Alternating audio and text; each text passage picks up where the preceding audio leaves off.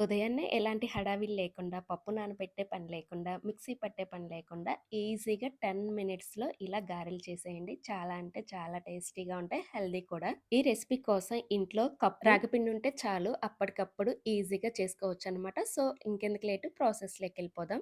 ఒక బౌల్ తీసుకొని అందులోకి ఒక కప్పు రైస్ వేసుకోవాలి. ఇది నేను నైట్ మిగిలిన రైస్ వేస్తున్నాను. లేదంటే అప్పటికప్పుడు కుక్ చేసుకున్న రైస్ కొంచెం చల్లార్చుకొని వేసుకోవాలి. నెక్స్ట్ అరకప్పు రాగిపిండి వేసుకొని, కరివేపాకు సన్నగా కట్ చేసుకున్న పచ్చిమిర్చి, అల్లం తరుగు, కొత్తిమీర, ఆనియన్స్, 1 టేబుల్ స్పూన్ జీలకర్ర, టేస్ట్‌కి సరిపడా సాల్ట్ వేసుకొని, కొంచెం ఆయిల్ వేసుకొని, ఈ రాగిపిండి, రైసు మొత్తం కలిసేలాగా హ్యాండ్‌తోనే ఇలా మంచిగా మిక్స్ చేసుకోవాలి. లేదు అనుకుంటే మిక్సీ పట్టుకోవచ్చు. బట్ మిక్సీ పట్టడం వల్ల రైస్ అనేది పాయిజన్ అయిద్దంటారు. సో, అందుకనే నేనైతే మిక్సీ పట్టలేదు. హ్యాండ్‌తోనే ప్రెస్ చేసుకుంటూ మెత్తగా చేశాను ఇలా గారెపిండిలాగా. ఇన్ కేస్ మీకు గట్టిగా ఉందనుకుంటే 2 టేబుల్ స్పూన్ వాటర్ వేసుకొని మంచిగా మిక్స్ చేసుకోవాలి. ఇప్పుడు వేడి వేడి ఆయిల్‌లో గారెల్లాగా చేసుకొని డీప్ ఫ్రై చేసేసుకోవడమే అంతే.